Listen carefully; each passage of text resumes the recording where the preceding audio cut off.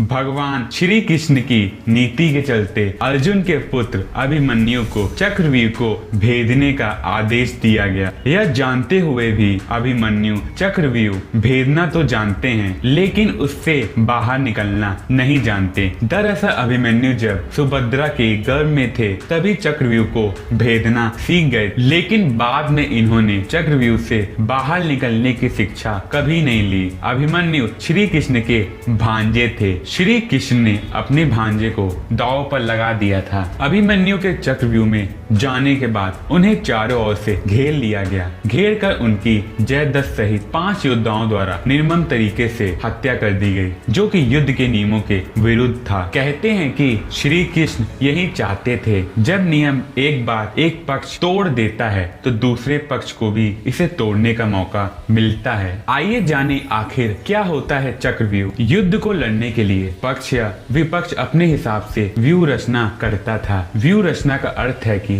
किसी तरह सैनिकों को सामने खड़ा किया जाए। आसमान से देखकर यह व्यूह रचना दिखाई देती है, जैसे काश व्यूह है, जो आसमान से देखने पर काश पक्षियों की तरह सैनिक खड़े हुए दिखाई देंगे। इसी तरह चक्रव्यूह को आसमान से देखने पर एक घूमते हुए चक्र के समान सैन्य रचना दिखाई देती है। चक्रव्यूह को देखने पर इसमें अंदर जाने का रास्ता तो नजर आता है, लेकिन बाहर निकलने का रास्ता नजर नहीं आता। यह तो कोई बहुत ध्यान से देखे तो ही संभव होता है, लेकिन इसके लिए आपको आकाश से देखना होगा। यदि आपने देख भी लिया तो ये चक्रव्यूह तो घूमता ही रहता है। कहते हैं कि चक्रव्यूह की रचना द्रोण ने की थी। इस व्यूह को एक घूमते हुए चक्के की शक्ल में बनाया जाता था, जैसे आपने स्पाइरल को घूमते हुए देखा होगा। कोई भी नया योद्धा इस व्यूह के खुले हुए हिस्से में घुसकर वार करता है या किसी एक सैनिक को मारकर अंदर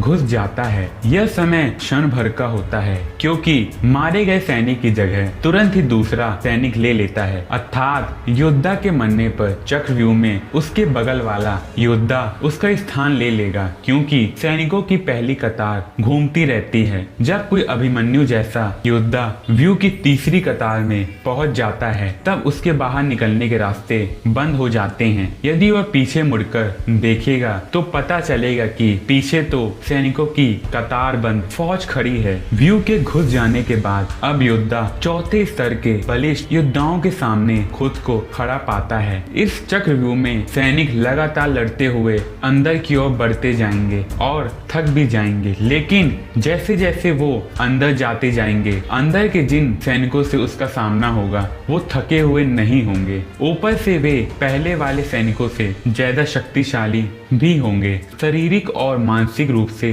थके हुए सैनिक के लिए एक बार अंदर फंस जाने पर जीतना या बाहर निकलना कठिन हो जाता है। अभिमन्यु के साथ यही हुआ होगा। आइए जाने आखिर कैसे फंसे अभिमन्यु चक्रव्यूह में। कोई भी योद्धा व्यूह की दीवार तोड़कर अंदर जाने के लिए सामने वाले योद्धा को मार कर अंदर जाने की कोशिश करेगा, लेकिन वे तभी अंदर जा पाएगा जबकि मरे गए योद्धा की जगह कोई दूसरा योद्धा न आ पाया हो। इसका मतलब ये है कि उसके सामने खड़े योद्धा को मरकर तुरंत ही अंदर घुसना होगा, क्योंकि मरे गए योद्धा की जगह तुरंत ही दूसरा योद्धा लड़ने के लिए आ जाता है। इस तरह यह दीवार कभी नहीं टूटती है। दीवार को तोड़ने के लिए ठीक सामने वाले मारकर अंदर के योद्धा को भी मारते हुए अंदर घुसना होता है, लेकिन नया या अनभिज्ञ योद्धा अगल बगल के योद्धाओं से ही लड़ने लग जाता है। अभिमन्यु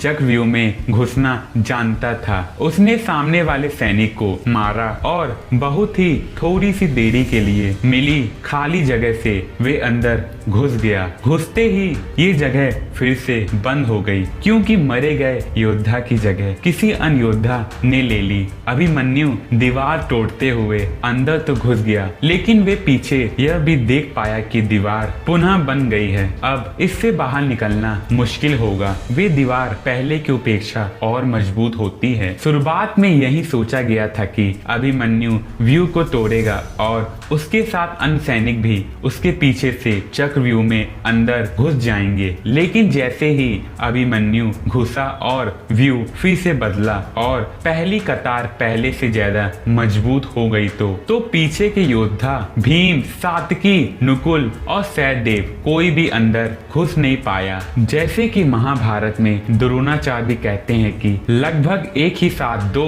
योद्धाओं को मार गिराने के लिए धुरंधर चाहिए। युद्ध में शामिल योद्धाओं में अभिमन्यु के स्तर के धुरंधर 2-4 ही थे, यानी थोड़े ही समय में अभिमन्यु चक्रव्यूह के अंदर घुसता तो चला गया, लेकिन अकेला, नितांत अकेला। उसके पीछे कोई नहीं आया। जैसे जैसे अभिमन्यु चक्रव्यूह के सेंटर में पहुंचते गए, वैसे वैसे वहां खड़े योद्धाओं का घनत्व और योद्धाओं का कौशल उन्हें बढ़ता हुआ मिला, क्योंकि वे सभी योद्धा युद्ध नहीं कर रहे थे, बस खड़े थे। जबकि अभिमन्यु युद्ध करता हुआ सेंटर में पहुंचा था। वे जहां युद्ध और व्यूह रचना तोड़ने के कारण मानसिक और शारीरिक रूप से थके हुए थे, वहीं कौरव पक्ष के योद्धा तरोताजा थे। ऐसे में अभिमन्यु के पास चक्रव्यूह से निकलने का ज्ञान होता तो वे बच जाते, या उसके पीछे अन्य योद्धा भी उसका साथ देने के लिए आते तो भी वे बच जाते।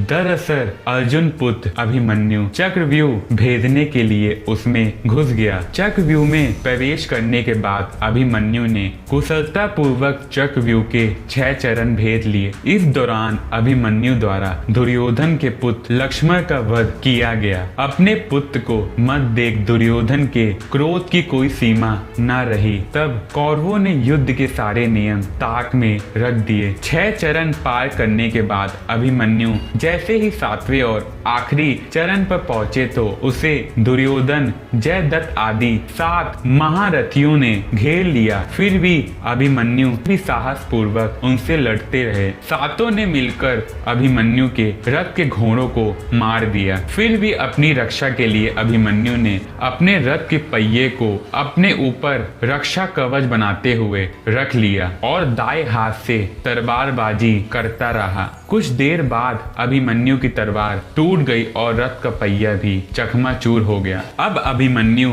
निहत्था था। युद्ध के नियम के तहत निहत्थे पर वार नहीं करना था, किंतु तभी जयद्रथ ने पीछे से अभिमन्यु पर जोरदार तलवार का प्रहार किया। इसके बाद एक के बाद एक 7 योद्धाओं ने उस पर वार कर दिया। अभिमन्यु वहां वीर गति को प्राप्त हो गया। अभिमन्यु की मृत्यु का समाचार जब अर्जुन को मिला तो वे बहुत क्रोधित हो उठे और अपने पुत्र की मृत्यु के लिए शत्रुओं का वध नाश करने का फैसला लिया। सबसे पहले इन्होंने कल की संध्या का सूर्य ढलने के पूर्व जयद्रथ को मारने की शपथ ली। आइए जाने कैसे तोड़ते हैं चक्रव्यूह को। कुशल योद्धा देखता है कि बाहर की ओर योद्धाओं का घनत्व कम है, जबकि अंदर की योद्धाओं का घनत्व ज्यादा। घनत्व को बराबर या कम करने के लिए ये जरूरी होगा कि बाहर की ओर खड़े अधिक से अधिक योद्धाओं को मारा जाए। इससे चक्रव्यूह को घुमाते चलाते